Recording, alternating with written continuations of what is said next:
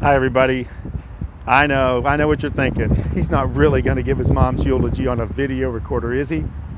Well, just as luck would have it, our folks ended up in that one small town in Pennsylvania with one Catholic church and one priest, Father Mike, who said that Mom didn't meet the qualifications to have her eulogy heard in his Catholic church. I know what you're thinking. I was mad too. Then I got to thinking, Father Mike is probably onto something here. He's right. Mom is overqualified to have her eulogy heard in his Catholic church. So I thought, what would be the best place to give Mom's eulogy? And well, turns out it was right in my own backyard.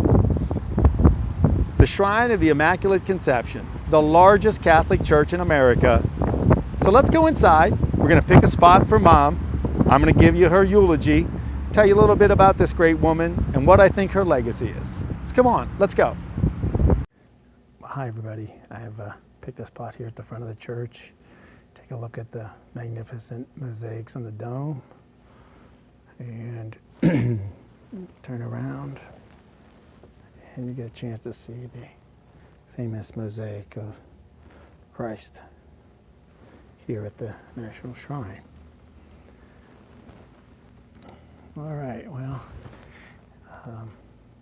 and off my shoulder there you see the famous pipe organ.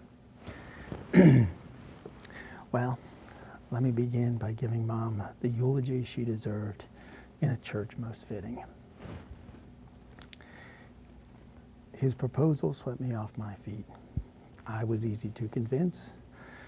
I landed in this kitchen and I've been here ever since. That's a poem that Mom wrote that can be found prominently displayed on our refrigerator. And I'm here today to tell you what a kitchen it was. Now it's easy to get distracted and focus on the more than 50,000 home-cooked meals served there, or the endless miles of homemade noodles and raviolis, or the gallons of sauce and pounds of meatball too numerous to calculate. And well, let's not forget about the more than 250,000 cookies, pies, and other delectables. No, the kitchen was home to so much more.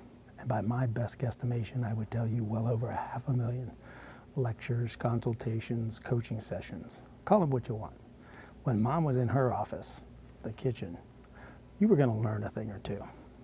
For you see, Mom didn't care about what you think, but she did care about what we thought. Blessed were we that she did. Now, when thinking about her legacy, I put her through some of the same tests they put famous people through.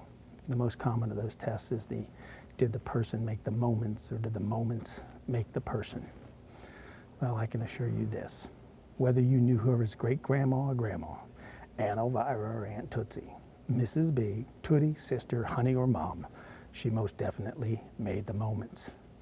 I am convinced had she been born 40 years the latter, we would know her today as Elvira Marie Carnicelli - Bruno. She'd have maybe 2 or 3 kids and she'd be a consultant. But blessed were we that she was born August the 13th, 1923. Grew up in that sleepy little western Pennsylvania town we all know so well, Brockway. She met this other half of the tandem and well, they went on a magical run. Now we're sad today that we've lost a bit of that magic, but we can't help but look back with a big old grin on our face. How blessed were we? Now, it seems like just yesterday, but it's been almost 7 years we lost our big brother, Jeff. And in describing Jeff, one of his friends said to me, with your brother, he always made you feel like you came first. That kind of stuck with me, and well, Mom seemed to take that concept to another level. For you see, with Mom, not only did you come first, but she somehow managed to make sure that she always came last. Last to get something nice for herself, last to put her feet up and take a break or go on a vacation. Heck, last to get something to eat at the dinner table. And when I say you came first, let me be clear. The you did not have to have a B and an R in front of it, or an N and an O on the back of it. She did not care who you were. You might have been a high-profile organization like the American Red Cross, the Lions Club, Meals on Wheels, Ladies Auxiliary Group, Catholic churches, Catholic charities. The list goes on. And when she was there, you learned quickly the difference between people with a can-do spirit and people with a will-do spirit. As Mom would say, can merely implies ability. I know you can do it. Will you do it? Well, when Mom got there, it will get done. You might have been a neighbor, a relative, a friend, in need of a place to stay, a shoulder to cry on, or just one of those good old-fashioned consultation sessions in her office, the kitchen. And you might have been somebody, like a lot of her work, well below the radar of any recognition. You might have just been a plain old stranger. This life of sacrifice for the benefit of others, of which I personally and those in our immediate family benefited from greatly.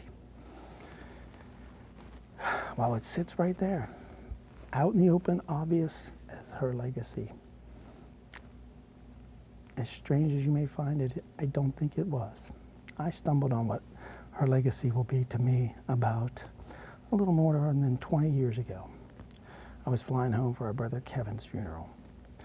Sitting next to a gentleman about 40 years older than me, and we get to talking. He helps me pass the time on that 2.5-hour flight. And we get talking about his kids and his grandkids, and he goes on to say his grandkids are spoiled and they get whatever they want. Typical one generation bashing the other. He said, you know, we couldn't afford to give our kids everything they wanted. I don't think they ever felt like they went without. We made the best of what we had. I looked at him and I smiled. I said, well, I can relate. I'm the last of 7. My dad was a school teacher who worked his way up to be a school administrator. My mom was a stay-at-home mom. We were similar, but of what we had, we mostly made. We made rafts that went down the Juniata River. We made log cabins, we made tree cabins. We made go-karts, we had a bowling lane, bows and arrows, slingshots, you name it, we had it. In fact, I told him we had a teepee in the backyard that was so authentic looking, we were afraid the authorities were gonna call the neighbors were gonna call the authorities because they thought we were housing a Native American Indian. I told him, as talented as my parents were at making things, equally talented my older brothers and sisters were at making things. There was one thing I wanted for my 10th birthday that they couldn't make. It was the Huffy bike. It was the one with the chopper handles, the high sissy back bar, and the banana seat. It was the bike to have, and that's the bike I wanted. I told them for my 10th birthday, my parents got me a Huffy bike. Now, when you're younger, you don't recognize the look. When you're older, it jumps right out. I was old enough. He had that look, the one of you're the baby, the family, you got what you wanted. I told him I want to be clear now. My parents got me a Huffy bike, not the Huffy bike. A bike made by the Huffy Corporation of America. It was brown. It had regular handlebars. It was a no-speed. If you weren't getting the chopper bike, you were getting a 10-speed. The bike was too big for me, but I was going to grow into it. Told him I had the bike from when I was 10 till I was a junior in college, when somebody thought it was worth something and stole it off of the porch of the house I was renting. So I told him, well, you know, I think about it, all the really important toys my parents gave me, I still have today. Now, before I can finish, he cuts me off and he says, you know, it's funny you say that. I got my son's G.I. Joe doll with the facial hair. I got my daughter's Barbie doll in a box unopened. They gotta be worth something. I looked at him, I shook my head, I said, no, you don't get it. Those toys are junk. The bike lasted me from when I was 10 till I was a junior in college. What a great decision. These are the toys that matter. The rest are junk. He looked at me and he said, I gotta be honest with you, I'm gonna steal that one. I said, you go right ahead. My parents would want you to. And I told him furthermore that those toys didn't come from sweeping the floor, feeding the dogs, or making your bed. Those toys came from constant lessons and teachings in the kitchen, in the yard, wherever it was. And that these are the toys you want your grandkids to have. Don't be caught up in all that other stuff.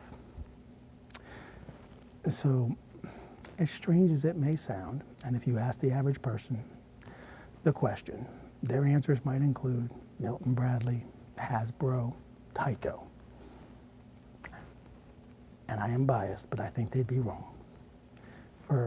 I think Mom's legacy is in fact the question itself. The greatest toy maker of all time. Elvira Marie Carnicelli momtribute1.Bruno. And when you get home, wherever home is, and you want to try that exercise that I did, go find your Huffy bike.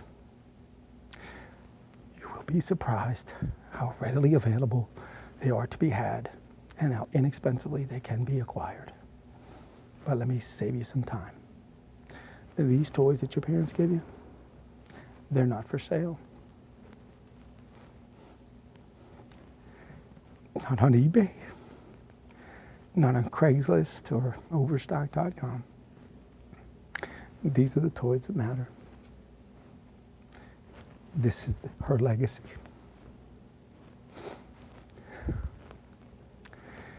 Well, as I said before, if we lost our big brother Jeff, and if Jeff were here, he would be speaking, I would not. And Jeff would have a poem, because that's what Jeff would do, and well, that's what Mom would want. So I'll close with that poem. And I'm sure my brothers and sisters agree that when I say, a ponderous thought crossed my mind. My best friends this point in time. My best friends I will define. My best friends I count on most. My best friends the best I boast. And my best friends today I toast. My best friends aren't always in style. My best friends have been around a while. My best friends, they always make me smile. My best friends don't often roam. My best friends are right here at home.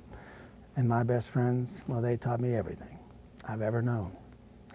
Yeah, my best friends, I didn't know I had. My best friends, I often forgot I had. My best friends, I'm damn glad I had. My best friends, my mom and my dad. We love you, Mom. We'll miss you. And we forever in your debt for these great toys. You too, Dad.